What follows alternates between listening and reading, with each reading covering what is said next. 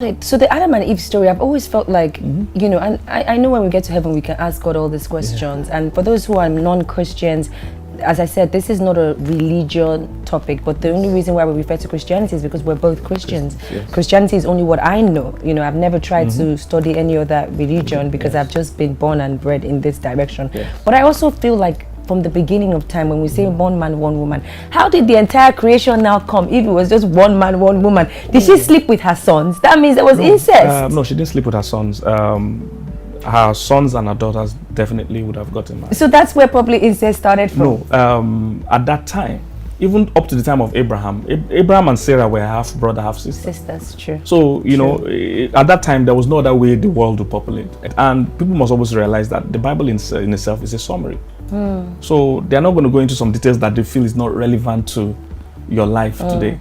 Is it okay to then look at what you just said right now and feel, if the Bible is a summary of events that took place 2,000, 3,000, 4,000, 5,000 years ago, these times are very much different from those times, and there are different ideologies and different things that have even happened. The reason for progression is things like this. When you want to progress, you're open to new ideas. You're open. Back then they didn't have planes. Back then they didn't even know what innovation was, school, whatever.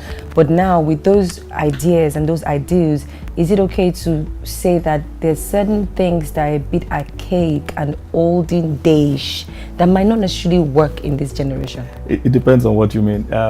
In terms of dating, for instance, you know, I feel like I hear you by God's plan, God's will, but I've also seen a lot of people who marry unbelievers who don't really do this Christian thing. Pastor Kingsley, I've seen people who waited till they were married and married gay guys. I've seen those who were tasting every single thing and ended up marrying the best guys. So it's almost like sometimes it's like, God, if we deny ourselves all this, why do children of God now find themselves in dire and crazy situations? That's a very beautiful question. Very beautiful question. People need to realize that there is nothing written in the Bible that is for God.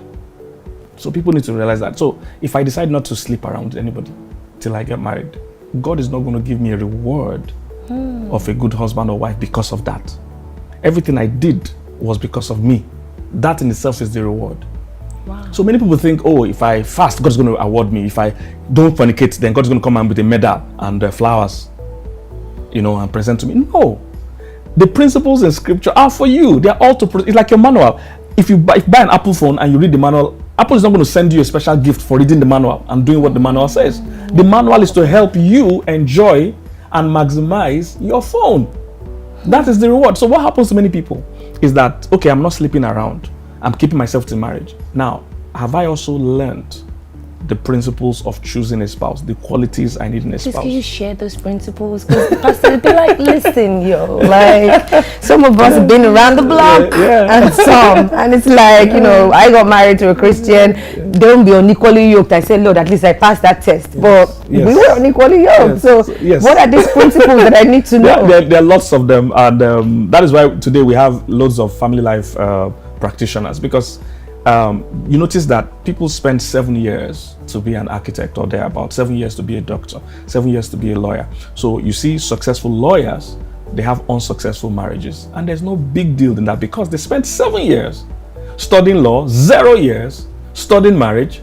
So where you invest is where you harvest. But there are no schools to study marriage. Good. So that's what I'm saying. So that's where we have family life practitioners. People need to commit more to learning about marriage. So reading books, attending seminars, watching videos, learning. People put learning in their career. People learning, the guys running these cameras and all these things, they've spent time. There are schools for almost anything. But not so much is being done in terms of teaching people. Because just because I'm not sleeping around doesn't mean I'm going to have a good mind. I have to still learn. But do you think that's also as a result of our traditions? For instance, you find a lot of mothers telling females when they're getting married, marriage is a gift. You don't know what's inside. When you open whatever is inside, you see. And those traditions, which is why I was saying about, I'm not saying the Bible is archaic, but even just this example I'm giving to you, our parents' marriages are completely different from ours. Why? Because our parents spend time educating us. Now back then, a lot of our parents were match made. Some of them did not even know what marriage is. Just you're 20-something, okay, from the village, marry this man, you both live together. Whatever abuse, trauma, whatever they saw, they didn't even have labels for it. They just saw it as the gift that keeps on giving, right? And then you marry a girl who you've trained, you've sent her to school, you've told her to be able to exercise her voice, stand for your ground, and you're telling her on that day that marriage is a package. Whatever you receive is what you deal with. It wouldn't work because times have changed. So I hear you on the learning part, but do you think our traditions also aid, because the amount of divorces, I'm sure as a pastor you're probably tired. Oh man, it's amazing. You know, they usually the present statistics is somewhere around 50 to 60%. That means half or a little more than half of marriages are going to end in divorce. Now, I even go further to say that even most of the ones that remain undivorced, what they have is still not a marriage. So what do you think is the fundamental? I know you said learning, but where? There are a few things. Number one, a lot of people, as human beings, we are broken. That's why we need Christ in the first place, because we're broken. Things have happened to us. Even just being born into this world is no more the perfect place that God made from Genesis and the Garden of Eden. So man has been broken. So there's guilt, shame, different things going on, low self-esteem and all that. So the first thing towards having a great marriage is first develop yourself, build yourself. When you see a beggar, when you see someone, a full-bodied adult kneeling down, I traveled recently somewhere in Nigeria and I saw that a full-bodied adult, grown man, chest, beard, everything, kneeling down on the road to beg for money. You know, I was telling my wife, you see, this is not normal. Something has been removed from this guy that made him not to have any sense of ego at all. That I can understand you don't have money and you want to beg for money. I get that. But there are people that beg. There are people that beg executive begging. They wear suit and everything and say, hey, you know, I'm running somewhere, you know, let me just get. That's begging. I understand that. But when you kneel down the road for strangers and you don't mind the world seeing, something has been removed. I understand there are ladies that, you know, maybe have many boyfriends or whatever. But when you stand on the road and publicly say, I'm a prostitute, something has happened to you.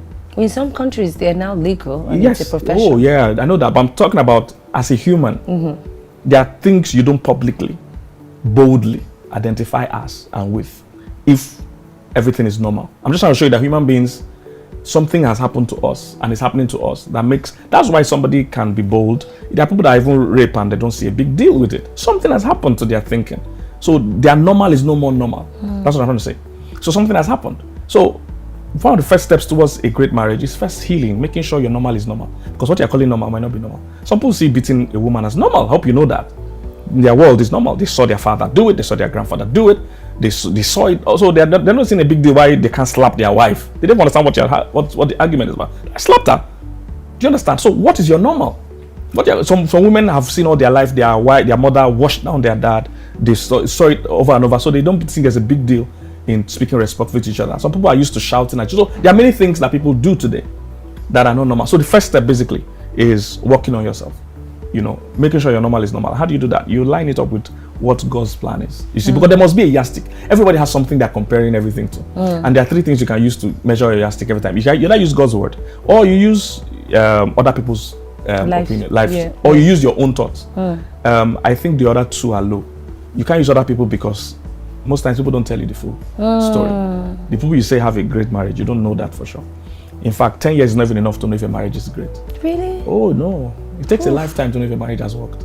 There are people in marriages that are not married. I'm a marriage counselor, so I can tell you that. There are people in marriages that are not married. They are not married. They are just pretending. They are running a crèche system. They are running a school system. They are raising kids. That's what they're doing. They are not, in terms of marriage, relationship. I've seen people that when all their kids finish university, you see the woman say, I'm leaving. And they say, why? She say, all this while she was waiting. All this while. She was waiting just for her kids to be done with school. That's the reason why she stayed. So all the while you think she was in a marriage. In fact, you could go about and quoting that, oh, my auntie is married. And she's happily married. But you don't know that she has a game plan. She was never there. So, you know, it takes a lifetime really to know if a marriage is working. 10 years, no, you know, 5 years. They put that, oh, they're married for 5 years, think they're fine until they announce. All of a sudden that, oh, they are splitting. And nobody breaks up at the spur of the moment.